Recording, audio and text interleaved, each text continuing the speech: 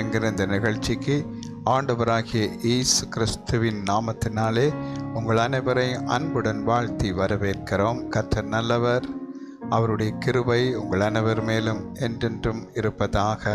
ஆமேன். இன்றைய நாளில் நான் உங்களுக்காய் ஒரு வேத வசனத்தை வாசித்து ஜெபிக்க விரும்புகிறேன். என்னோடு இணைந்திருங்கள். 1 பேதுரு 1 அதிகாரம் 5ஆம் வசனம். கடைசி காலத்திலே வெளிப்பட ஆயத்தமாக்கப்பட்டிருக்கிற இரட்சிப்புக்கு ஏதுவாக விசுவாசத்தை கொண்டு தேவனுடைய பலத்தினாலே காக்கப்பட்டிருக்கிற உங்களுக்கு அந்த சுதந்திரம் பரலோகத்திலே வைக்கப்பட்டிருக்கிறது. கடைசி காலத்திலே வெளிப்பட ஆயத்தமாக்கப்பட்டிருக்கிற இரட்சிப்பு. இந்த காலம் கடைசி காலம் என்று அழைக்கப்படுகிறது. ஏன் அது கடைசி காலம் என்று அழைக்கப்படுகிறது என்றால், விஞ்ஞானிகள் கூட சொல்லுகிறார்கள், இந்த காலம் பூமி கொஞ்சம் கொஞ்சமாய் அழிந்து கொண்டு வருகிற ஒரு காலம். இன்னும் கொஞ்ச காலம் போனால் இந்த பூமி மிகவும் பாதிக்கப்பட்டு போய்விடும், மனிதர்கள் வாழ முடியாத ஒரு சூழ்நிலை வந்துவிடும் என்று சொல்லுகிறார்கள். ஆதலால் பூமிக்கு இது கடைசி காலம். ஆனால் பரிசுத்த வேதாகமத்தின்படி தேவனாகிய கர்த்தர் சொல்லியிருக்கிறார், கடைசி காலத்தில் இந்த பூமி விஞ்ஞானிகள் சொல்வது போல அழிந்து போகிறதும், வருங்காலத்தில் உணவு பஞ்சங்கள் ஏற்பட போகிறது என்றும், மனிதனுக்கு வளமையாய் உண்ண வேண்டிய உணவுகள் போதாமல் போகிறது என்றும், ஆகவே மனித ஜனத்தொகை இன்னும் அதிகரிக்க போகிறது என்றும் பலவிதமாய் பல விஞ்ஞானிகள் பல காரியங்களை சொல்லுகிறார்கள். அதே போல பூமியினுடைய பகுதிகளிலேயும், சூரியன் சந்திரனோட சம்பந்தப்பட்ட பகுதிகளிலேயும் பூமியின் எதிர்காலமும் நீண்ட காலத்துக்கு இந்த பூமி சரியாய் செயல்பட முடியாமல் இருக்கும் என்றும் அவர்கள் சொல்லுகிறார்கள். ஆகவே இது ஒரு கடைசி காலத்தில் ஆண்டவர் என்ன செய்ய விரும்புகிறார் என்றால், அழிவு வருகிற நாட்களுக்கு முதல் இந்த கடைசி காலத்தில் ஜனங்கள் மத்தியில் கடைசி காலத்தில் வெளிப்பட ஆயத்தமாக்கப்பட்டிருக்கிற இரட்சிப்பு. ஆம் பிரியமானவர்களே, இந்த செய்தியை கேட்டுக்கொண்டிருக்கிற உங்களுக்கு கடைசி காலத்தில் ஆயத்தமாக்கப்பட்டிருக்கிற இரட்சிப்பு என்னும் ஒரு காரியத்தை உங்களுக்கு நாங்கள் அறிவிக்கிறோம். தேவனுடைய குமாரனை சுவிசேஷமாக நாங்கள் உங்களுக்கு அறிவிக்கிறோம். கடைசி காலத்தில் வெளிப்பட இருக்கிற இந்த இரட்சிப்பு என்பது என்னவென்றால், இயேசு கிறிஸ்து மீண்டும் வரப்போகிறார் என்கிற செய்தி.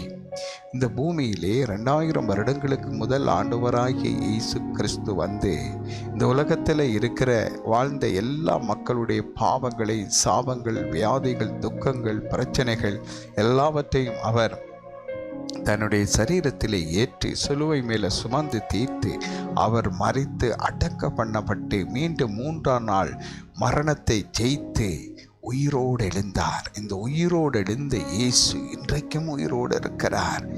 எபிரேயர் 13ஆம் அதிகாரத்திலே வாசிக்கும் போது வேதம் என்ன சொல்லுகிறது? இயேசு கிறிஸ்து நேற்றும் இன்றும் என்றும் மாறாத தேவனாயிருக்கிறார். அந்த மாறாத தெய்வம், உயிரோடு எழுந்த தெய்வம், மரணத்தை ஜெயித்த தெய்வம் பரலோகத்துக்கு போய் மீண்டும் வரப்போகிறார். அந்த வருகிற நாளுக்கு முதல் கடைசி காலத்தில் ஆயத்தமாக்கப்பட்டிருக்கிற இரட்சிப்பை நீங்கள் பெற்றுக்கொள்ள வேண்டும் என்று அவர் விரும்புகிறார்.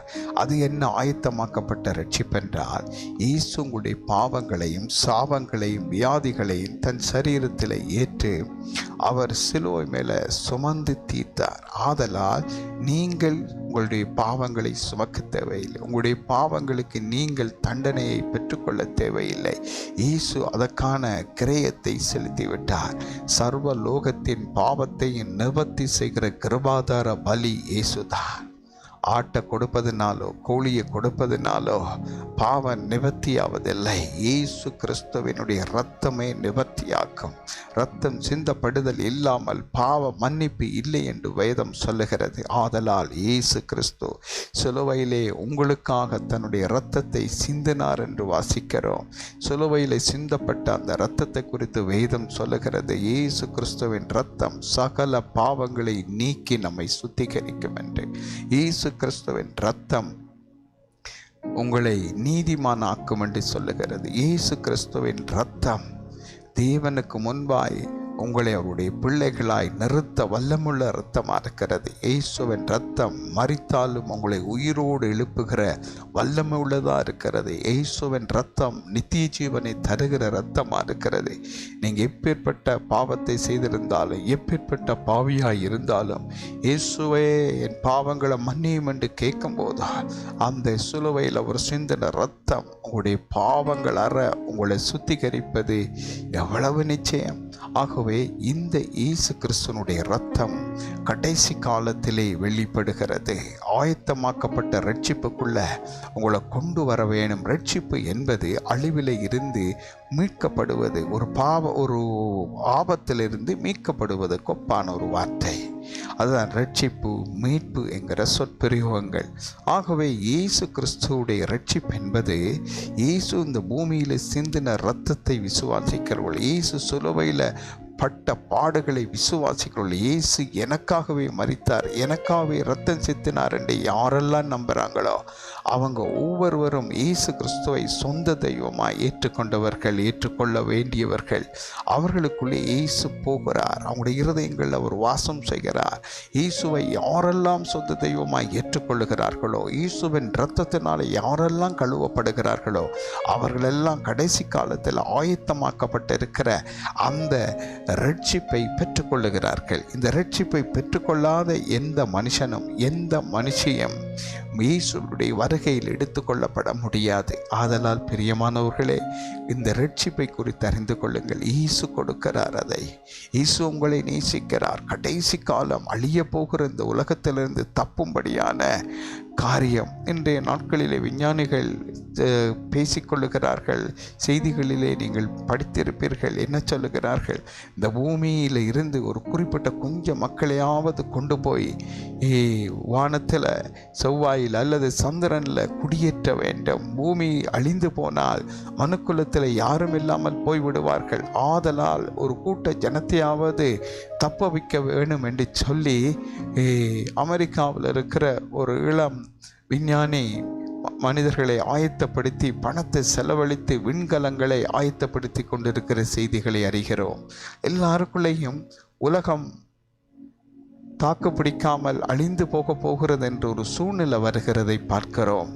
அவர்கள் தேவனை அறியாதவர்கள். ஆனால் தேவன் அவர்களுக்கு முதலே சொல்லிவிட்டார் பூமியின் நிலைப்பாட்டை குறித்து.